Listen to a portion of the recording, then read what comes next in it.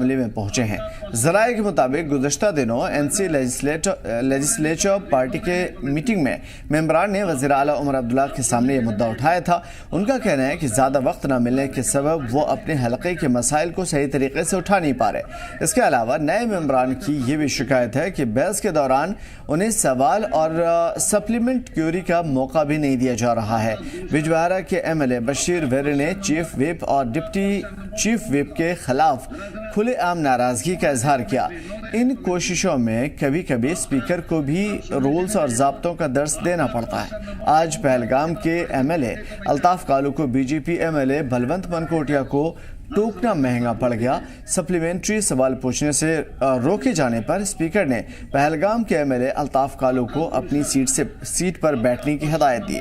House leader Omar Abdullah ने ऐवान की कार्रवाई को लेकर नए मेंबरान की संजीदगी को एक मुस्बत पेशरफ्त बताया, पॉजिटिव बताया। उन्होंने फर्स्ट टाइमर को यकीन दिलाया है कि बजट सेशन में उन्हें हिस्सा लेने का पूरा मौका दिया जाएगा।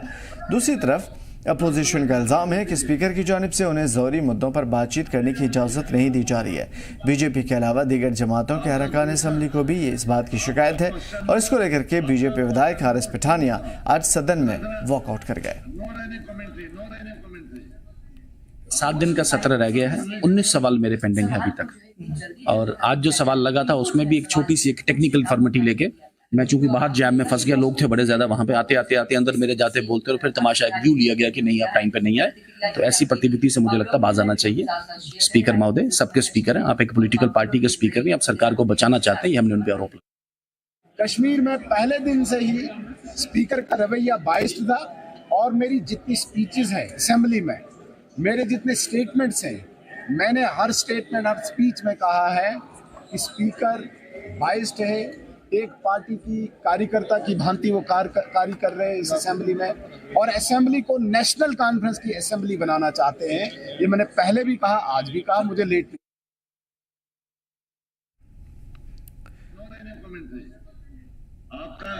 आप सुन लीजिए ना मेरी बात। तो फिलहाल जम्मू कश्मीर के असेंबली के अंदर कुछ ऐसे सवालात बरकरार हैं जिसका जवाब जानना ज़रूरी है। सबसे पहले तो ये चीज़ आप अपने गोशे गुजार कर लीजिए या फिर समझ लीजिए कि रातर साहब बहुत सीनियर लीडर हैं, बहुत सीनियर जिस पोस्ट पे हैं उस पोस्ट के लिए वो सबसे ज़्यादा मौजू और सबसे ज़्यादा कारआमद शख्स हैं। तो ऐसा हो ही नहीं सकता कि उनको रूल्स रेगुलेशंस पता ना हो। और उसके अलावा अगर अपोजिशन ये बात कह रही है कि ज़रूरी मुद्दों पर बातचीत नहीं करने दी जाती या बाइजनेस है, तो जाहिर है कि इनका भी सवाल अपनी जगह दुरुस्त हो सकता है और उनके ऊपर भी हम बात करेंगे, उनको भी जानने की समझने की कोशिश करेंगे।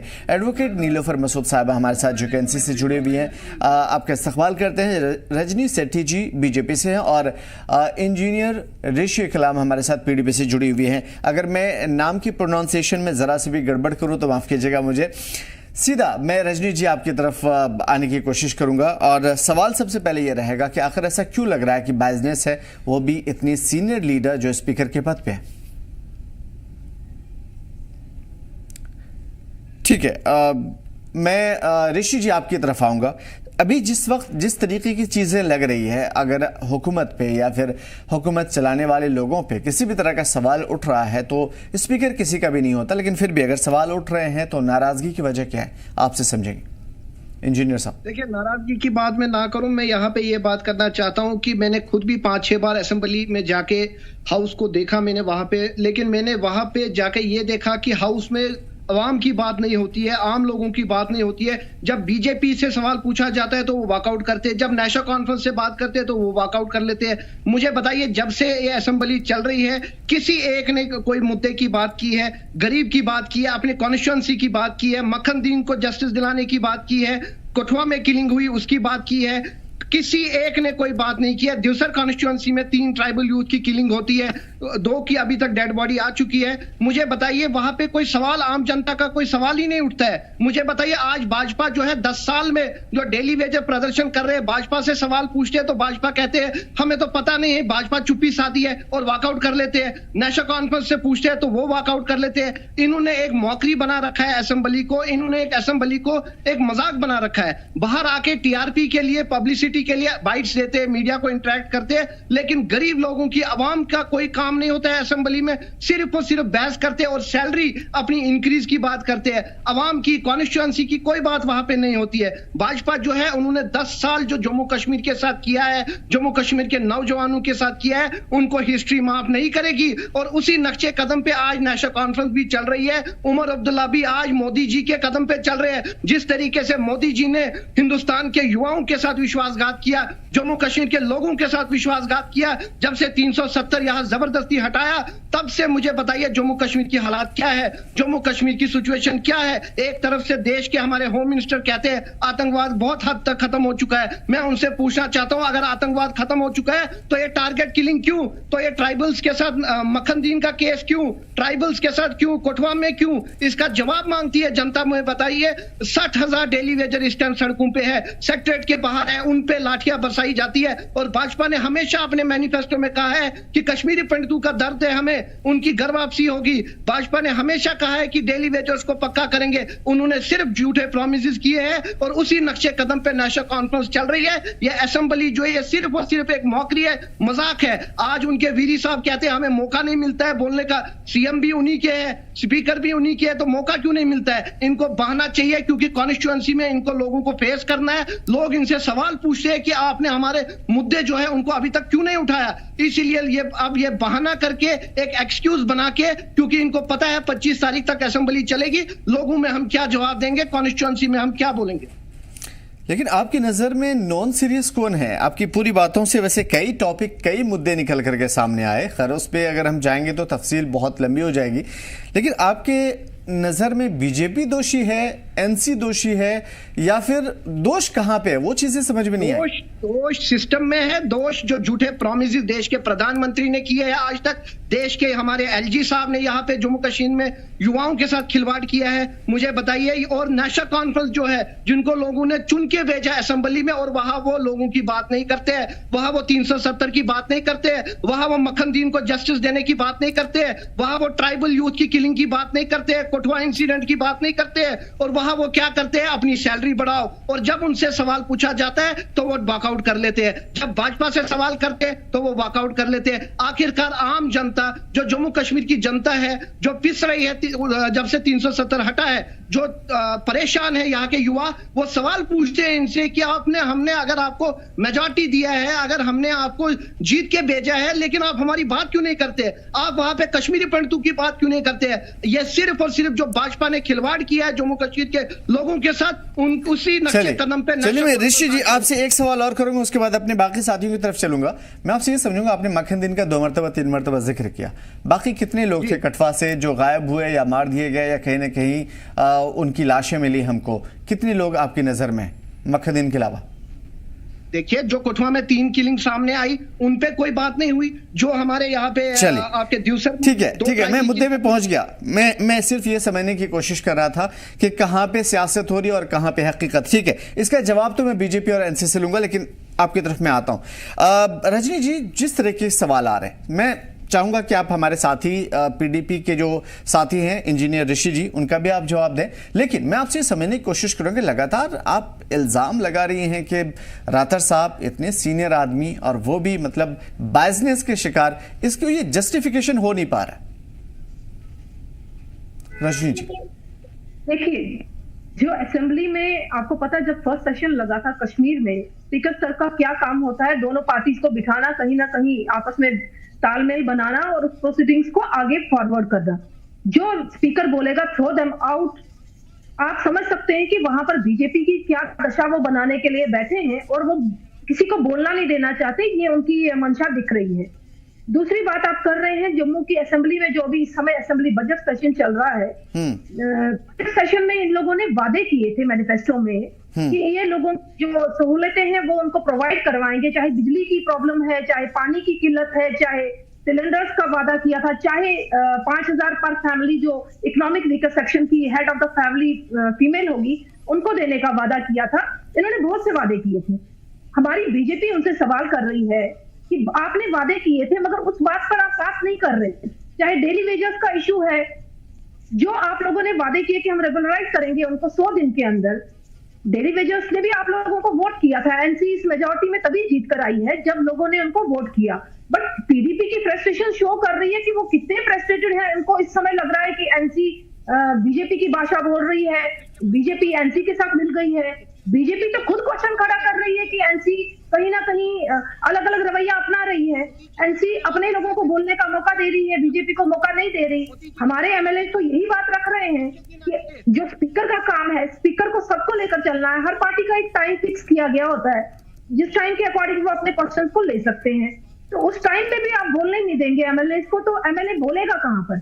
7 दिन रह गए हैं। मैं आपको टोकूंगा नहीं रजनी जी, लेकिन मैं ये उम्मीद करता हूं आप जैसे किसी भी लीडर से, खासतौर पे आपसे, आप इतने मेच्योर हैं कि आपको ये सारी बातें मालूम होंगी जिनका आपने जिक्र किया है। वो टाइम पे नहीं पहुंचे थे और जाहिर है कि ये कोई एक, देखिए, स्कूलिंग नहीं चल रही है। आप उस लेवल के हैं तो जाहिर है कि मैं आपसे उम्मीद भी नहीं करता कि आपको ये नहीं मालूम होगा, लेकिन आपको मालूम होगा और आप जानती हैं, तो फिर ये सवाल कैसे उठा सकते हैं? टाइम पे नहीं पहुंचे, स्पीकर साहब ने उनको टाइम दिया था, नहीं पहुंचे, तो फिर उनकी गलती कहां से हो गई? प्लीज हमें बताइए।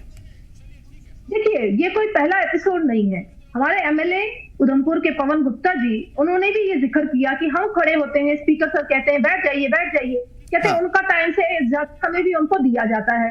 तो हमारे एमएलए को बैठने के लिए क्यों बोला जाता है? अगर चुनकर लोगों ने भेजा है उनकी प्रॉब्लम्स को डिस्कशन करना, ये तो सीएम सर का हक बनता है कि वो उसका जवाब दें।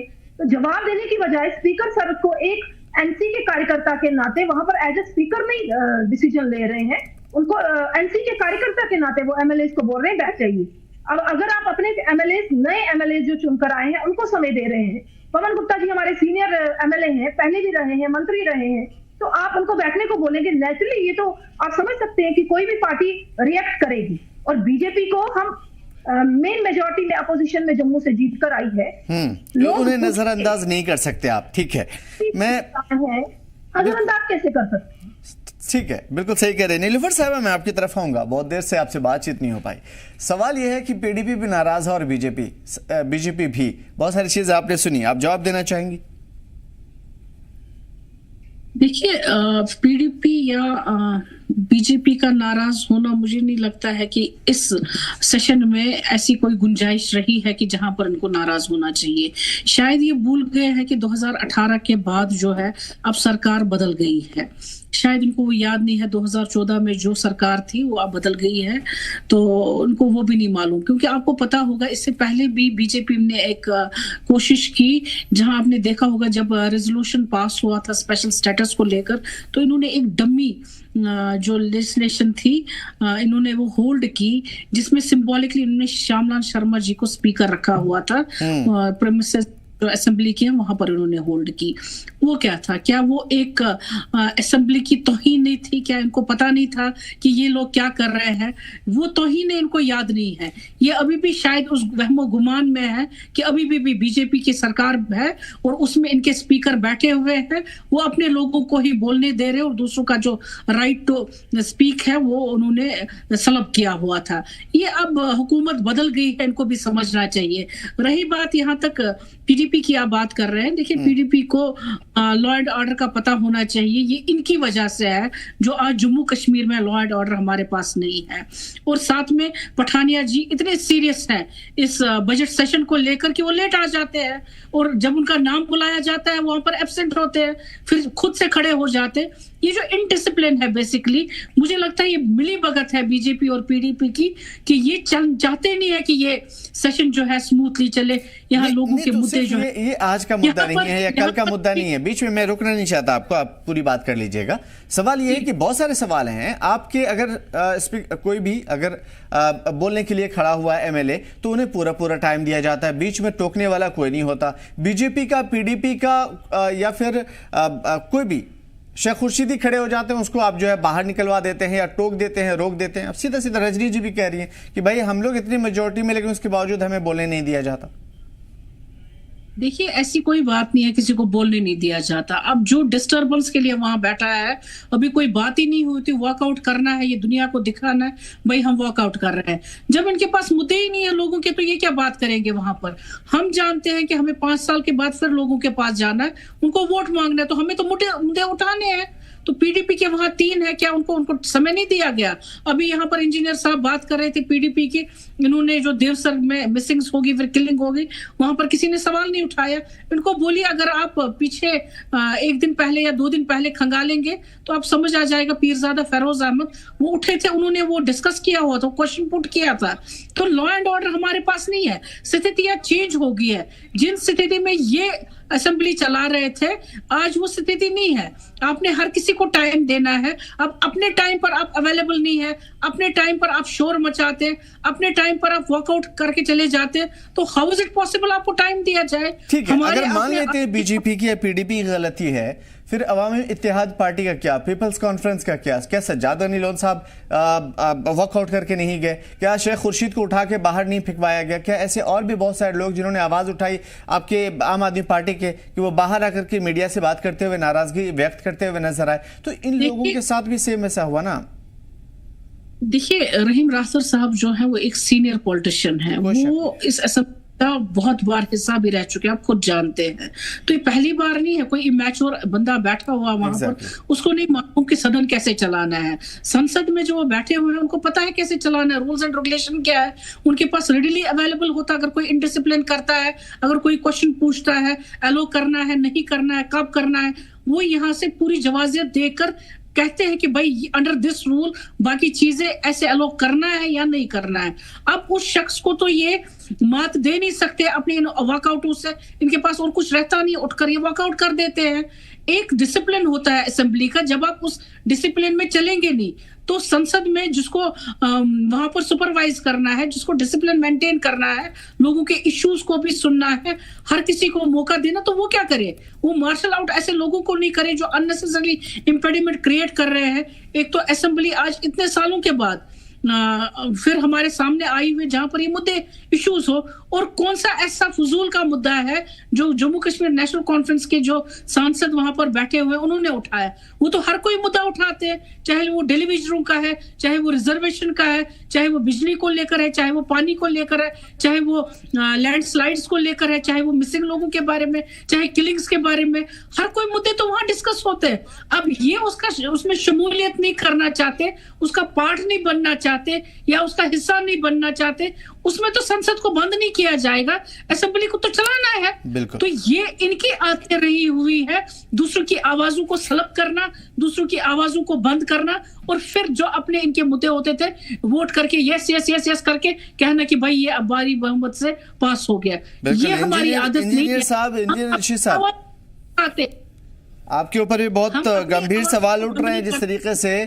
मोहतरमा याद दिलाना चाहता हूं, इस बजट सेशन में या असेंबली में कश्मीरी पंडित समाज की किसी नेशनल कॉन्फ्रेंस या बीजेपी ने बात की? इनसे मैं पूछना चाहता हूं, ये कह रहे हैं ना हमने सब मुद्दे उठाए, किसी ने मक्खन सिंह को जस्टिस की बात की, किसी ने कुलगाम की जस्टिस की बात की, किसी ने नेशनल कॉन्फ्रेंस में हमेशा सियासत की है लाशों पे, लोगों की, कश्मीरी पंडितों चाहे कश्मीरी पंडितों के साथ आज जो बीती है नेशनल की देन है, नेशनल कॉन्फ्रेंस की देन है। जो कश्मीरी पंडितों के साथ बीता है नेशनल कॉन्फ्रेंस की जिम्मेदार है। नेशनल कॉन्फ्रेंस 1990 में नेशनल कॉन्फ्रेंस की जिम्मेदार है। आप तो हुकूमत में रहे। चलिए ऋषि जी, कॉन्फ्रेंस ने किया है, चाहे वो शेख अब्दुल्ला का दौर हो, चाहे वो फारूक अब्दुल्ला का दौर हो, चाहे वो उमर अब्दुल्ला का दौर हो, इन सब ने जो है सियासत किया है, कश्मीर का बेड़ा गर्क कर रखा है इन्होंने। इनकी वजह से कश्मीर का बेड़ा गर्क हुआ है आज तक। इन्होंने सियासत किया लोगों की लाशों पे, लोगों की लाशों पे आपने सियासत की है। स्टेट को यूटी बना लेते हैं, आप इतनी सियासत करते हैं। बस आपके उमर अब्दुल्ला जो है अटल बिहारी वाजपेयी में मंत्री थे, आपको याद होना चाहिए, आपको याद होना चाहिए। सियासत नहीं आती, जैसी सियासत आप करते हैं सबको पता है, आपकी सियासत क्या है सबको पता है। लोगों की लाशों पे सियासत करते हो आप लोग, हम सबको पता है। कश्मीरी पंडितों का मुद्दा किसी ने उठाया, कश्मीरी पंडितों को भगाने में आप लोगों का हाथ है, उनके साथ अत्याचार में आपका हाथ है। बात करते हैं किनके साथ? नेशनल कॉन्फ्रेंस का हाथ है और किसका हाथ है? 1990 में किसकी सरकार थी? डॉक्टर फारूक अब्दुल्ला क्यों भाग गया तब? आप भी तो सत्ता में थे ना, आपने क्या किया? अगर कोई जिम्मेदार काम कर रहे हैं, हम हमेशा मुद्दे उठाते हैं। हमने मखनदीन की बात की, हमने कोटवा की बात की, हमने कुलगाम की बात की, आपकी तरह नहीं है, आपकी तरह नहीं है, हम भाजपा के लीडर्स की तरह या आपकी तरह नहीं है जो गिरगिट की तरह रंग बदलेंगे। लेकिन ठीक है ऋषि जी मैं आपकी तरफ आऊंगा। ठीक है, आपने खेल रहे हैं लोगों के साथ। ठीक है, ये चीजें हो गई दोनों तरफ से, ठीक है, चलता है इतना। लेकिन मैं आपसे ये समझूंगा ऋषि जी, आपने कहा कि कश्मीरी पंडितों का मुद्दा आपको किसने रोका था? आप भी तो अपोजिशन में, आपने क्यों नहीं आवाज उठाई? इन्होंने क्यों नहीं उठाई? मैं इनसे पूछा चला सत्ता में कौन है, इनने क्यों नहीं उठाई? अरे अभी हमें 6 महीने होने को आए, अब 6 महीने सर अभी ये बताइए ऋषि जी, आप ये बताइए, आपने खुद ही कहा ऋषि जी, चूंकि आपसे बात हो रही है तो मैं आपकी तरफ फोकस्ड हूं, आपने खुद ही कहा कि नेशनल कॉन्फ्रेंस जो है नॉन सीरियस प्लेयर्स रही है इससे पहले, आपने कहा ये चीज। अभी भी कश्मीरी पंडितों के मामले में भी नॉन सीरियस रहे हैं और यही लोग रिस्पॉन्सिबल रहे हैं, जहां तक मैं समझ पा रहा हूं, यही कहा आपने। एग्जैक्टली।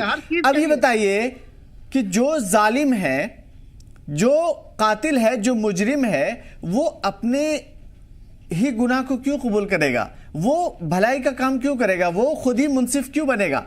आप अगर मुंसिफ हैं, आपको इंसाफ दिलाना है, कश्मीरी पंडितों का दर्द है, तो आपने क्यों नहीं उठाई? फिर आपने इनसे एक्सपेक्टेशंस क्यों? हमने मखनदीन की बात की, हमने कोटवा किलिंग की बात की, मेरी बात सुनिए, हमने कुलगाम में जस्टिस दिलाने की बात की, ट्राइबल को हमने बात रखी, हमने सबसे पहले ये बात रखी है। और इन्होंने क्या किया मुझे बताइए? इनके चीफ मिनिस्टर साहब जो है वो चुप थे। चलिए एक सवाल और, उसके बाद मैं रजनी सेठी जी की तरफ आऊंगा। एक सवाल और ऋषि जी आपसे, 2014 के बाद जब तक आप हुकूमत में रहे बीजेपी के साथ, कश्मीरी पंडितों के लिए क्या किया आपने? बिल्कुल जितना हमसे बन पाए वो आप कश्मीरी पंडित समाज से भी पूछ सकते हैं, पीडीपी से जितना बना उनने घर वापसी की भी कश्मीरी पंडित समाज कह रही है कि 10,000 लोगों को जेल से बाहर निकालने के लिए पीडीपी का दर्द छलका। लोगों को जिनके ऊपर एक्यूजेशंस थे, बड़े बड़े यूएपीए के केसेस थे, उनको अपने बाहर निकालने के लिए बड़ी कोशिशें कर डाली, लेकिन कश्मीरी पंडित जिसके ऊपर कोई केसेस नहीं थे, मजलूम लोग थे, उनको वापस ला सकते थे, शायद उनका दर्द बांट सकते थे, पीडीपी ने कुछ नहीं किया। पीडीपी ने रोड मैप बताया ना भाजपा को, भाजपा ने हाथ खड़े कर दिए, भाजपा को चाहती ही नहीं थी। मुझे बताइए कब नहीं चाहा? चलिए भाजपा के लोग यहाँ पे हैं, रजनी जी बहुत सीनियर लीडर हैं, रजनी जी आप ही जवाब दीजिए। ये कह रही है कि हमने कोशिश की लेकिन आप लोग, अभी 10 साल से तो मोदी जी है ना सरकार में, कौन सी कोशिश की? 10 साल में तो मोदी जी 15 साल से है, क्या कोशिश की? ऋषि जी आता हूँ, रजनी जी से जवाब ले लेता हूँ। डिस्कशन कर रहे हैं, कोई हम यहाँ भाषण तो कर नहीं रहे, रैली तो चल नहीं रही। एग्जैक्टली। तो मैं ये कहना चाहूंगी कि देखिए मोदी जी का मकसद था कश्मीर में जो ये हमारे रीजनल पार्टीज हैं इनके नकाब उतरे। आप समझ रहे हैं आज की डिस्कशन में ये एक दूसरे का नकाब खुद ही उतार रहे हैं जी। आप समझ सकते हैं कि जो इतने सालों में हम लोग नहीं कर सके वो मोदी जी ने कर दिखाया। इनके असली चेहरे लोगों को दिखा दिए कि कश्मीरी पंडितों का विस्थापन किसने करवाया, पत्थरबाजों को छुड़वाने का काम कश्मीर में किसने करवाया, रिगिंग का काम किसने करवाया और जम्मू कश्मीर की तबाही का जिम्मेवार कौन है। ये आपके सामने ये दो पार्टी खुद ही दिखा रही है आपको, बीजेपी कुछ नहीं बोल रही। मोदी जी चाहते थे यहाँ डेमोक्रेटिक सेटअप बने, वो हम लोग कामयाब हुए हैं, लोगों को समझाने में कामयाब हुए हैं, लोगों को उनके राइट्स देने में कामयाब हुए हैं। मगर ये दो पार्टीज आज भी अपनी वोट बैंक पॉलिटिक्स कर रहे हैं, अपनी राजनीति करने के लिए आज भी ये कहीं ना कहीं एक दूसरे पर माझल लगा रहे हैं। मैं ये जरूर कहना चाहूंगी नीलोफर जी, आप कह रही हैं कि इन्होंने इनडिसिप्लिन किया और वॉकआउट किया एमएलए ने। Indiscipline create first time session में किसने किया था वो आपको भी पता है, स्पीकर सर ने किया था। उनको उठा के फेंकने का काम किसने किया था? कहते हैं हेड ऑफ द फैमिली अगर डिसिप्लिन हो तो मुझे लगता है आगे परिवार भी डिसिप्लिन होता है।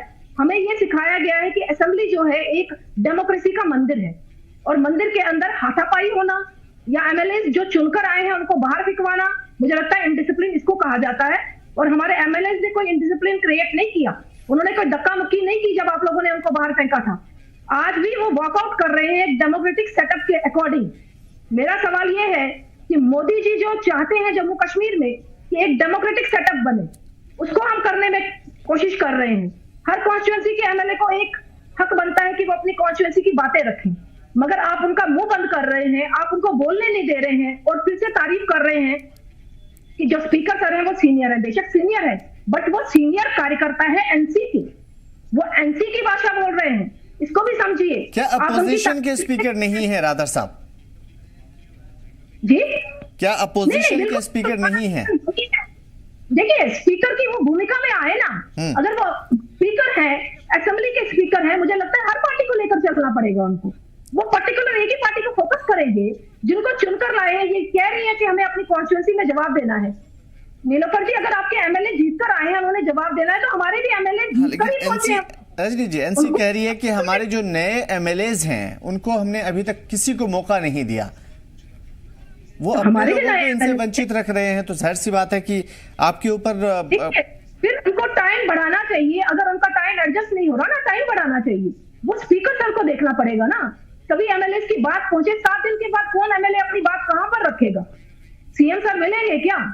मुख्यमंत्री सर का मुझे लगता है कि इस पर भी चुप रहना, इस पर कुछ ना कहना, तो ये बताता है कि किस तरीके से पूरी स्ट्रेटेजी रची जा रही है कि वहां पर कोई अपनी बात ना रखे, जम्मू के जो इश्यूज है वो सॉल्व ना हो। बिल्कुल बात रखिए और इस सिलसिले में हम आपसे जानेंगे। लेकिन अभी जिस तरीके से ऋषि जी कह रहे थे, ऋषि साहब कह रहे थे कि बीजेपी भी नॉन सीरियस है, एनसी भी नॉन सीरियस है। क्यों? क्योंकि अगर कोई बात उठाई जाती है, कोई मुद्दा उठाया जाता है, बीजेपी वॉकआउट, एनसी वॉकआउट, तो ऐसे में बात कहां बनेगी, लोगों के मसाइल कहां दूर होंगे? कौन से मसले पीडीपी ने उठाए जिस पर डिस्कशन नहीं की बीजेपी ने और वॉकआउट कर दी? बता दे पीडीपी वाले। ये तो ऋषि जी बताएंगे। देखिए मक्खन दिन की बात कर रहे हैं, जो इंक्वायरी के अंडर केस है उसके ऊपर मैं डिस्कशन नहीं करना चाहूंगी। हाँ, पठुआ में 3 युवाओं की मौत हुई है, इसके लिए हम कह रहे हैं कि उसकी इंक्वायरी होनी चाहिए। कुलगाम में जो मौत हुई है उसकी इंक्वायरी होनी चाहिए। की बात करेंगे, को मारा जा रहा है, मुसलमान को मारा जाता है, यही क्यों मुसलमान करके सामने लोगों ने यहाँ राजनीति की है, जिसके सामने दे सकते हैं। आपने जस्टिस की बात की बीजेपी ने, जो मुमकिन इंक्वायरी होनी चाहिए, वो जो सजा होनी चाहिए वो मिलनी चाहिए। बीजेपी का मतलब है बोला कि जस्टिस होना चाहिए। हिंदू मुसलमान को अलग करके आज तक अपनी राजनीतिक रोटियां जम्मू कश्मीर में सेकने का काम इन लोगों ने किया है। जो ऋषि जी हिंदू मुस्लिम करके क्यों रोटियां सेकना चाहती है, ये चीज हम भी समझना चाह रहे थे आपसे। आज रजनी जी भी वो चीज कह दी। और भाजपा के लीडर्स की सोच ऐसी है कि हिंदू मुस्लिम करना, हमारी ये सोच नहीं है। हम सबको साथ लेके चलते हैं, इनकी सोच ऐसी है, हमारी नहीं है। तभी इन्होंने पहाड़ी, गुजर, बकरवाल सबको बांट रखा है। इनकी सोच और इनके रविंदर रैना जी जो पहले प्रदेश अध्यक्ष है, उनकी सोच मानसिकता ऐसी थी। भाजपा के लीडर्स की मानसिकता ऐसी है, हमारी ऐसी मानसिकता नहीं है। हमारी ऐसी मानसिकता नहीं है। इनके यूपी के मुख्यमंत्री की सोच ऐसी है कि होली पे वो रिस्ट्रिक्शंस लगाएंगे। आज तक अपने गुज्जर यहाँ बसाए नहीं है। आपने जम्मू की जितनी भी, मुझे लगता है ये अलग अलग जो हमारे समाज के हिस्से हैं उनको आज तक वंचित रखा था 370 के नाम पर, उसका भी जवाब दीजिएगा। क्या किया है आपने? 370 हटने के बाद क्या किया है मुझे बता दीजिए। किया मेरे भाई, 10 साल से देख ही रहे हैं, लाल चौक में घूम फिर रहे हो 12 बजे तक। की तरफ ड्रग्स की तरफ जम्मू कश्मीर बढ़ रहा है, आतंकवाद की तरफ बढ़ रहा है। ये आपने डेवलप की है, अच्छे कश्मीर को अच्छे दिन दिया आपने। 370 के बाद 10 साल में हमने बहुत कुछ किया। लड़कों के हाथों से हम लोगों ने बंदूकें लीडर्स की प्रॉपर्टी डबल हो गई है। वो आपने अच्छा काम किया, आपके लीडर को आप लोगों ने और खून के रंग में रंग दिया था। वो सबको पता है, लोगों को दिखता है भाजपा ने क्या किया है। दिखता है। आज कश्मीर के युवा बोल रहे हैं बीजेपी के मोदी जी बहुत अच्छा काम कर रहे हैं। कश्मीर से कितनी मेजॉरिटी मिली, कितनी सीटें मिली, कश्मीर से कितनी सीटें मिली? लोगों ने नकारा है आपको, कश्मीर के लोगों ने बाहर फेंका है भाजपा को। बचा रहा है, कश्मीर के लोगों ने आपको बाहर फेंका है। आपने इलेक्शन में बाहर फेंका है आपको। क्या बात करते हैं? कश्मीर के लोगों ने क्या किया? अगर आपने कश्मीर के बारे में सही में सोचा होगा ना, तभी लोग आपको मेजॉरिटी देते और कश्मीर से कोई सीट देते उनको। ठीक है, ठीक है रजनी जी आप अपोजिशन में, आप भी एक मजबूत अपोजिशन रही है आपकी। मैं सिर्फ आपसे ये समझूंगा, ये बताइए, आपने शुरू से ये कहा है, जोर दिया है कि लोगों के मसाइल हल करने के लिए गवर्नमेंट के साथ हैं हम, और उमर सरकार के कदम से कदम मिला करके चलेंगे जहां पे लोगों के हित में बात होगी। सवाल ये है कि असेंबली में वही चीजें नहीं हो रही है, वही चीजें मिस है, और जिन चीजों पे बात होनी चाहिए उसी जगह पे वॉकआउट हो जा रहा है। रजनी जी, वही बात कर रही हूँ कि जो हम कोई टॉपिक उठाएंगे उसका वो जवाब ही नहीं देंगे। अकेले अपोजिशन कर क्या लेगी? आप समझ सकते हैं कि इस समय सरकार एनसी की है। जब तक सरकार की तरफ से हामी नहीं कुछ चीजों पे मिलेगी, जवाब नहीं मिलेगा, मुझे लगता है कि अपोजिशन का जितना रोल है उतना ही कर पाएगी। ये कह रही है अब वो असेंबली नहीं है, बिल्कुल हमें भी पता है अब ये असेंबली वो नहीं है जो आपकी तानाशाही चलती थी। अब ये यूटी के अंदर सरकार है, अब एलजी के अंदर काम होंगे। अब मुख्यमंत्री जी भी अप्रूवल के लिए एलजी के सर को भेजेंगे, ये हम सब जानते हैं। मगर जो मुख्यमंत्री जी का रोल है, क्योंकि दाम की सरकार तो यहाँ पर एनसी की है ना, तो एनसी के मुख्यमंत्री के नाते उनका दायित्व बनता है हर एक एमएलए की बात को सुनना और जो लोगों के इश्यूज हैं, मेजर इश्यूज हैं। अभी हमारे यहाँ पर 39 शॉप्स का नई बस्ती में इशू चल रहा है। उनकी दुकानों को खत्म करने की मंशा है इन लोगों की, मगर उसके बदले दूसरी दुकानें नहीं दी जा रही। इनके जो डिप्टी सीएम है ना, जो इन्होंने सुरेंद्र चौधरी जी को जम्मू का रहनुमा बनाकर भेजा है, कह रहे हैं कि जम्मू का हमने दायित्व दे दिया है उनको, वो कहीं नहीं दिखे वहां पर। जो लोकल इश्यूज है हमारे जम्मू के, क्योंकि ये अपनी सरकारों में भेदभाव करते रहे मेरे भाई, इन्होंने जम्मू को हमेशा सेकंड ग्रेड पर रखा है और आज भी ये जम्मू के एमएलए का मुंह नहीं खोलने देना चाहते, ताकि जम्मू की आवाज कहीं ना कहीं असेंबली में ना पहुंचे और उनके इश्यू सॉल्व ना होना चाहिए। मेरा सवाल नीलोफर जी आपसे है, आपने डिप्टी सीएम यहाँ पर सुरेंद्र चौधरी जी को बनाया, जम्मू के इश्यूज को उठाने का काम किसका था? मुख्यमंत्री जी तो चलो ऑल ओवर जम्मू कश्मीर को देख रहे हैं, मगर डिप्टी सीएम जी कौन सी गुफा में घुसे हुए हैं जो वो दिख नहीं रहे, जो डेली वेजर्स के साथ खड़े नहीं है? डेली वेजर्स 20 तारीख से 3 दिन के काम छोड़ो हड़ताल पर जा रहे हैं, उस पर आपका जवाब क्या है? इन दुकानदारों के लिए दुकान कब आप मुहैया करवा रहे हैं, उस पर आपका जवाब क्या है? जो हमें पेंशन बढ़ाने का काम आप लोगों ने कहा था, old age pension, window pension बढ़ाएंगे, उस पर कोई काम नहीं हुआ है। मुझे इन चीजों का जवाब दीजिए। बीजेपी आपका कहां पर सपोर्ट नहीं कर रही, जहां पर आपने ये इश्यूज उठाए हो और हमने वॉकआउट किया हो कि हम नहीं करेंगे? मुझे ये जवाब चाहिए।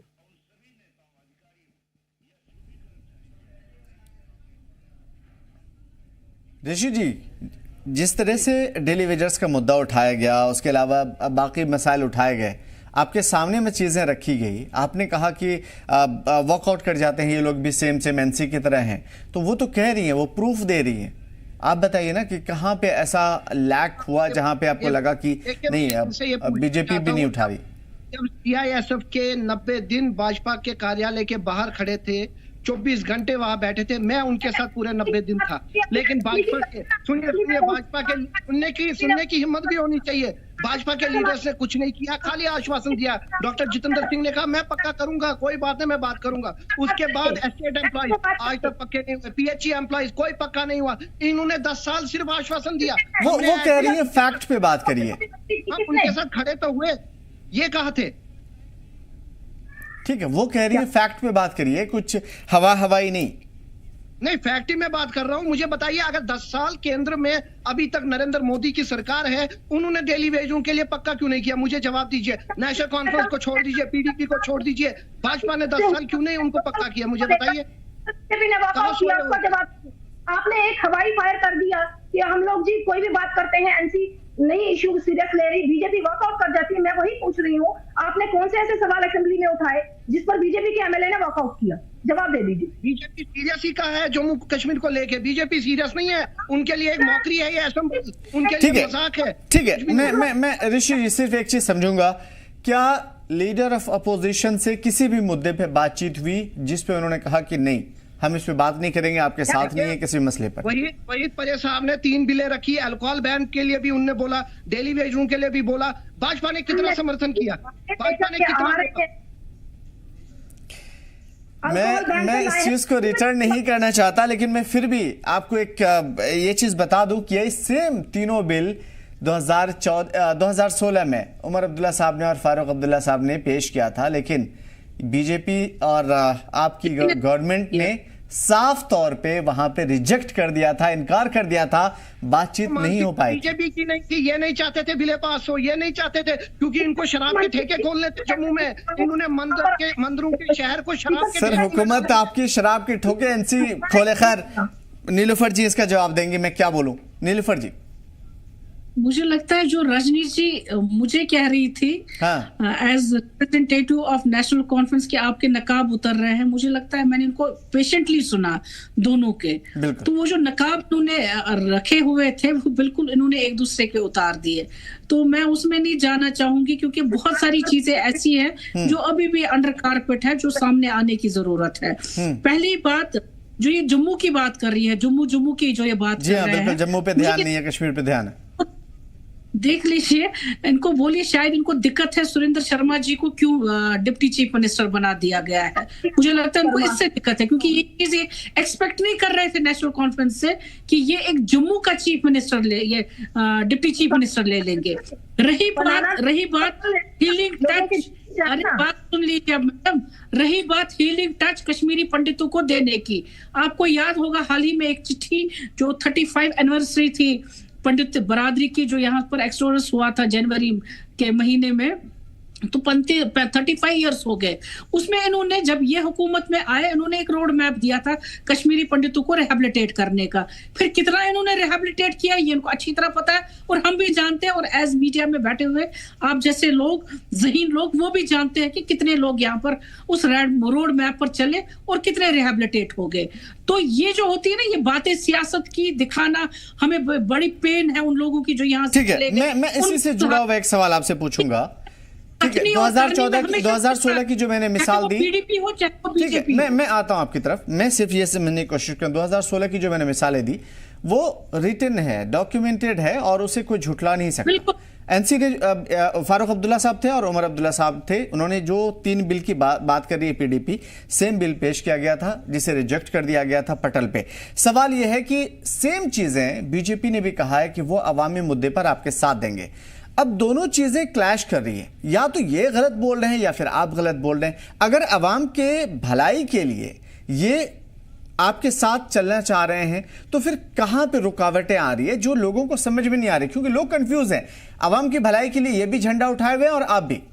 नीलूफर जी, देखिए, ये अगर मिसिंग लोगों पर या किलिंग पर या लॉ एंड ऑर्डर पर कॉर्नर करने की कोशिश करेंगे मौजूदा सरकार को, तो ये गुमराह करने की बात नहीं है तो क्या है? क्या ये लोग नहीं जानते कि इन्हीं की वजह से आज लॉ एंड ऑर्डर हमारे पास नहीं है? हम क्या कर सकते हैं उस चीज का? हम इतना कह सकते हैं भाई आप इंक्वायरी बैठा दीजिए, आप इंक्वायरी में देख लीजिए कौन लोग मुलव्वस है, उनको आप सजा दे दीजिए। इतना ही हम तक है, ये खुद जानते हैं। तो क्या वजह है ये डिस्टर्ब कर रहे हैं यहाँ पर बार बार वो मुद्दे उठाकर, जहां ये गवर्नमेंट को कटघरे में खड़ा करने की कोशिश करते हैं, जबकि वो उनका डोमेन ही नहीं है। उनका डोमेन कहां से वो बन गया? जब इनका डोमेन था, इन्होंने बाबा जी का पंजा, जो पीला पंजा जिसको बोलते हैं, इन्होंने चलाए। बीजेपी की सरकार जब थी, पीला पंजा किसने यहाँ पर लाया? वो तो इन्होंने ही लाया।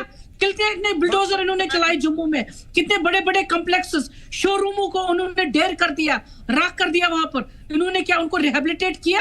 इनको पूछ लीजिए, क्या एक नोटिस इन्होंने दे दी? बस ये देख कर कि भाई ये कौन है, क्या इसका बैकग्राउंड, उठाकर उसको रेज कर दिया। इन्हीं की नाक के नीचे वो बना, इन्हीं की परमिशन पर वो बना, और फिर उन्होंने रेज कर दिया उसको। ये बुलडोजर चलाना हमारी ये जो है फितरत में नहीं है, लेकिन ये इनके लाए हुए हैं, ये इनके कानून लाए हुए हैं, ये इन्हीं के लाए हुए हैं यहाँ पर। अब तो जवाब उनको बिल्कुल, अब इसका जवाब भी ले लेते हैं। ऋषि जी, बात पूरी कर लीजिए आप जल्दी से। जी, मैंने कहा कि एक्सोडस इनके हाथ में है, लेकिन पीला पंजा नहीं। मुझे बताइए, ये कहते हैं पीला पंजा वो भारतीय जनता पार्टी ने चलाया है। चाहे भठंडी की बात करूं, मैं सिद्रा की बात करूं, मैं पीला पंजा भारतीय जनता पार्टी और एलजी साहब की हुकूमत में हुआ है। बीजेपी है जिसके साथ आप कोalition में हुकूमत कर रहे थे 2018 तक, 2018 तक आप हुकूमत कर रहे थे। ये वही है, ये वही है जिसके साथ आप खेल रहे थे यहाँ के लोगों के साथ। एक्सोडस आप ही के दौरान हुआ है, आप लोगों ने ही करवाया है और कुछ नहीं। उस वक्त सेंटर में कौन बैठा हुआ था ये तो बताइए ना। होम मिनिस्टर कौन था ये भी बताइए जनता को, जनता को बता दीजिए ना होम मिनिस्टर कौन था, ये बता दीजिए सेंटर में कौन था, किसके सपोर्ट से वहां पर गवर्नमेंट बैठी थी, बता दीजिए ना। नहीं, बता दीजिए ना। फिर अगर गलत किसी के साथ हुआ था, आपके पास तो 10 साल सत्ता थी, आपने क्या किया उन लोगों के लिए? आपने क्या किया? हमेशा उनका एज वोट बैंक उन्होंने आपने इस्तेमाल किया उनको। इसीलिए वो आज कहते हैं वो हीलिंग टच उनको देना चाहिए था, वो हीलिंग टच हमें मिला ही नहीं। वो तो बेचारे चला रहे हैं, वो हीलिंग टच आपने कहाँ दे दिया किसी को? आपने तो यहाँ जख्म इतने दे दिए लोगों को जो जिसकी भरपाई नहीं कर पा रहे हैं। आपने बेइज्जत किया यहाँ के लोगों को, मुसलमानों के भी, नौजवानों के एक दूसरे का नकाब जो आप खींच कर निकाल रहे हैं। अब मुझे बताइए, जब आपको यहाँ की तबाही के लिए मिलना था तो लोगों ने क्या किया? लोगों ने क्या किया था? क्या बिगाड़ा था इस रियासत ने आपका? आप उसका जवाब कौन देगा? आप दे दीजिए ना, आप माफी मांगिए। ठीक है, मैं ऋषि जी से इसी सिलसिले में ये सवाल समझूंगा आपसे। देखिए, सवाल नहीं है लेकिन मैं समझूंगा आपसे। नेशनल कॉन्फ्रेंस ने ये सवाल हमेशा उठाए आपके लिए, पीडीपी के लिए, कि जितनी भी तबाही बर्बादी की दास्तान की कहानियां जो भी सुनाई जाती है जम्मू कश्मीर में, वो सब कुछ की आधारा पीडीपी का है।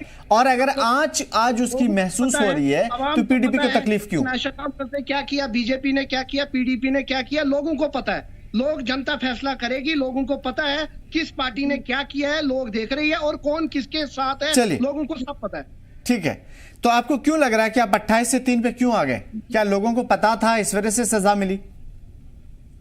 नहीं, लोगों को अगर लगता है हमें नेशनल कॉन्फ्रेंस को मेजॉरिटी देके, लोगों ने सोचा कि इस बार नेशनल कॉन्फ्रेंस को भी मेजॉरिटी देखते हैं, वो जो बड़े बड़े देखते हैं। एक और सवाल, उसके बाद रजनी जी की तरफ मैं शिफ्ट करूंगा। सेम आगा रोला साहब ने कहा है कि अगर हम उसी पैराए पे, उसी सिस्टम पे चलेंगे तो कहीं ना कहीं एनसी को भी लोग उसी तरीके से सजा देंगे। आपको लग रहा है कि एनसी उसी पैरेलल सिस्टम पे चल रही है, वही सेम गलतियां दोहरा रही है जो आपने दोहराई? नेशनल कॉन्फ्रेंस और बीजेपी जो है वो इस टाइम एक ही पैटर्न पे चल रहे हैं। दोनों साथ हैं और लोगों को गुमराह कर रहे हैं, नौजवानों को गुमराह कर रहे हैं, लोगों की बातों को डाइवर्ट कर रहे हैं, लोगों के मसलों को डाइवर्ट कर रहे हैं। इस टाइम नेशनल कॉन्फ्रेंस और मोदी जी दोनों एक ही भूल गया, हाथ आपने मिलाया था, हमने नहीं, आपने हाथ मिलाया था। हमने हाथ तो अभी नहीं, कौन सी बात है, आप उनके साथ नहीं मिले हैं। आपने तो इंडिया ब्लॉक के खिलाफ इलेक्शन लड़ा, आपने नहीं लड़ा उनके खिलाफ इलेक्शन। वो ब्लॉक किस लिए बना था? बीजेपी के खिलाफ बना था ना। आप वही लोग हैं ना जिन्होंने अपने कैंडिडेट जो है फील्ड किए इंडिया ब्लॉक के खिलाफ, जम्मू कश्मीर में नहीं किए। तो मिला कौन मिला आपके साथ? कौन मिला है?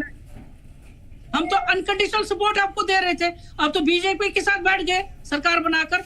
चलिए, मिला है फिर? खैर रजनी जी, मैं आपकी तरफ आऊंगा। देखिए, इस तरह की बातों का सिलसिला शायद बहुत आगे तक निकल जाए। आपको क्या लग रहा है इस मसले का हल क्या है? क्योंकि अगर आप अपनी तरफ से जम्मू कश्मीर की और जम्मू कश्मीर के लोगों की भलाई चाहती हैं, पीडीपी अपना चाहती है और एनसीबी, तो लोगों की भलाई मैडम होगी कैसे? ये चीजें क्लियर नहीं हो पा रही है अभी तक। देखिए, 2-4 बातों पर मैं जवाब देना चाहूंगी। पहले प्लीज, ये पीडीपी हो या एनसी हो, ये एक ही सिक्के के दो पहलू हैं। अपने टाइम पे एक ने रोल प्ले किया और दूसरे ने अपने टाइम पर रोल प्ले किया, मगर बीजेपी ने जो रोल प्ले किया वो कहीं ना कहीं डेमोक्रेटिक सेटअप को यहाँ पर खड़ा करने का किया, ये सच्चाई है। दूसरी बात, मेरी दिलोफर बहन बोल रही थी कि कश्मीरी पंडितों के लिए इन्होंने क्या किया। देखिए, असेंबली में आप लोग हमारे एमएलए को बोलने नहीं देते। एज ए स्पोक्स पर्सन, मैं पार्टी की एज ए कश्मीरी पंडित हूँ, मैंने प्रेस कॉन्फ्रेंस की, मैंने सरकार से गुहार लगाई, ऑन रिकॉर्ड है, मैंने सरकार से गुहार लगाई कि एक कमेटी गठित कीजिए जिसमें इंक्वायरी बनाइए कि जिनके साथ जो जो उस समय हुआ, एडमिनिस्ट्रेशन में कौन कौन इन्वॉल्व था, एक ट्रांसपेरेंट व्हाइट पेपर शो कर दीजिए ताकि लोगों को सेटिस्फेक्शन हो और लोगों को एक यकीन बने कि हम कश्मीर जाएंगे तो हमारे साथ कुछ गलत नहीं होगा, हमारे साथ कोई लॉ एंड ऑर्डर की सिचुएशन खराब होने वाली नहीं सिचुएशन बनेगी और जो एनसी सरकार है वो हमारी बेबूती के लिए वहां पर काम करेगी। मगर उसके लिए इन्होंने कोई ऐसा स्टेप नहीं उठाया, ना ही बजट सेशन में देखने को मिला कि कोई ऐसी कमेटी का गठन किया गया है। ये सिर्फ राजनीति करते हैं। अब दूसरे पॉइंट पे आती हूँ, इन्होंने बात की कि ये जम्मू जम्मू करती हैं, इन्होंने कश्मीर की नहीं चिंता है। बिल्कुल, मुझे कश्मीर की भी चिंता है और जम्मू की भी चिंता है। कल मैं एक डिस्कशन में बैठी थी, आप ही के एनसी के प्रवक्ता बैठे थे, उसमें कुलगाम की डेथ पर डिस्कशन हो रही थी। मैंने उनको क्लियर कट बोला कि बीजेपी हर समय किसी ना किसी टॉपिक पर लड़ाई करेगी जब आप लोगों के हित की बात नहीं करोगे, मगर ये इश्यू ऐसा है जिसमें हम तीनों पार्टीज को, चाहे पीडीपी, एनसी, इस पर हमें एक साथ होना पड़ेगा कि इंक्वायरी हो और हमारे युवाओं के साथ क्या हो रहा है। दूसरी बात, ये कह रहे हैं कि सुरेंद्र चौधरी जी का आपको बर्दाश्त नहीं हुआ। सुरेंद्र चौधरी जी अपनी पब्लिसिटी के लिए बिलावर जाने को तैयार हो जाए, वहां पर हिंदू मुस्लिम का एक बेनिफिट लेने को तैयार हो जाए, मगर यहाँ के जो लोकल इश्यूज हैं, डेली वेजेस का, यहाँ के जो लोकल इश्यूज है, नई बस्ती की दुकानों का, वहां पर खड़ा ना हो तो सवाल तो खड़ा होगा। नीलोफर जी, मैं वही सवाल कर रही हूँ, आपने एनसी की तरफ से सुरेंद्र चौधरी जी को बनाया, अब उनको भी तो कुछ सजेशन दीजिए ना कि जम्मू के इश्यूज को वो उठाने का काम करें। दूसरी बात, आप मुझसे पूछ रहे हैं कि बीजेपी की तरफ से क्या होना चाहिए कि भाई कैसे ये स्मूथ लोगों की सिचुएशन को सॉर्ट आउट किया जाए। बिल्कुल, इनको अपनी जिम्मेदारी को समझना पड़ेगा। मुख्यमंत्री जी ने जो वादे किए हैं, मैं नहीं कहती कि सारे वादे पूरे कीजिए, आप कह रहे हैं 5 साल के लिए सरकार चुनी गई है, ठीक है 5 साल में आप करिए, बट कुछ मुद्दे मेन मुद्दे हैं, 4-5 मुद्दे मेन ले लीजिए जो लोगों के रोजगार से जुड़े हैं, जो लोगों की दिनचर्या से जुड़े हैं, उनको सॉल्व करने की कोशिश करिए।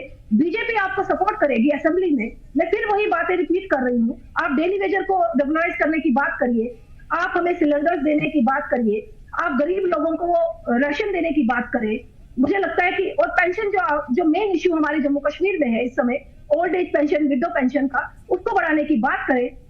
मजाल है कि बीजेपी का एक भी एमएलए वॉकआउट कर जाए, वो आपका समर्थन करेगी और मुझे लगता है कि बड़े स्मूथ तरीके से ये 7 दिन निकलेंगे।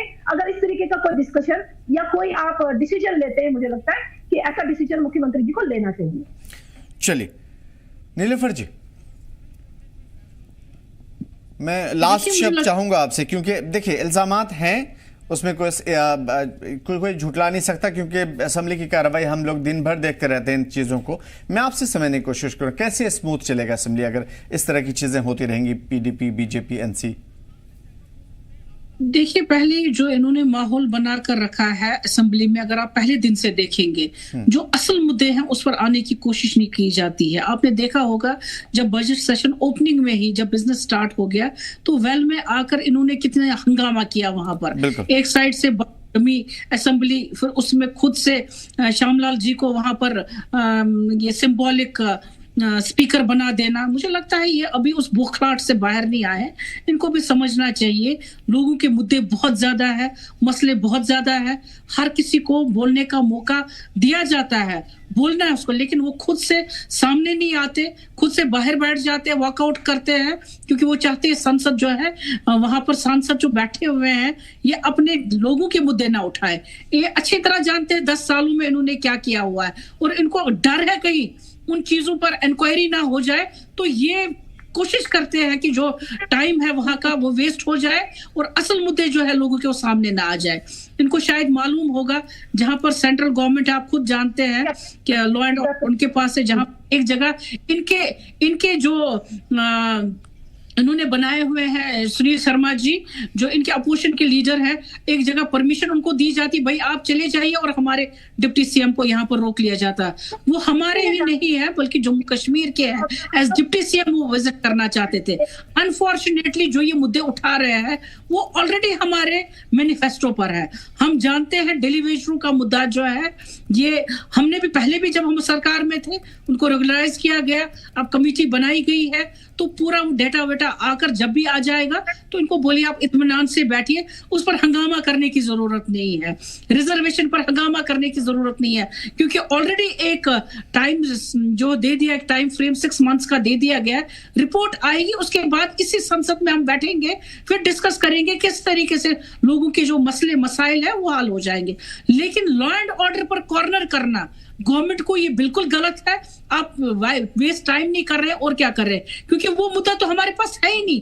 हम सिर्फ अफसोस कर सकते हैं, हम सिर्फ ये कह सकते हैं आप इंक्वायरी कीजिए, और हम क्या कर सकते हैं। जहां पर अब पंडित कमीशन की बात है, क्या ये नहीं जानते, इनको कहा गया था विद इन 2 मंथ्स आप एक कमेटी फ्रेम कीजिए 2024 में, क्या किया इन्होंने? ये सरकार में बैठे हुए थे, क्या उन्होंने किया? नहीं किया। तो जो चीजें इनसे हो नहीं पाई 10 साल में, ये चाहते वो 4 महीने में हम करें। अरे भाई, हमने लोगों के सामने 5 साल मंसूबा दे दिया है, हम जानते हैं ये कैसे पूरा करना है। यूटी में ही अगर यहाँ स्टेट भी नहीं बनती है, लेकिन सक्षम है यहाँ की सरकार, वो जानती है किस तरीके से वो 5 साल मंसूबा जो है 5 सालों में पूरा करेगी, पूरा करेगा। ठीक है, ये बड़ा सवाल जरूर है। जी बात पूरी करिए।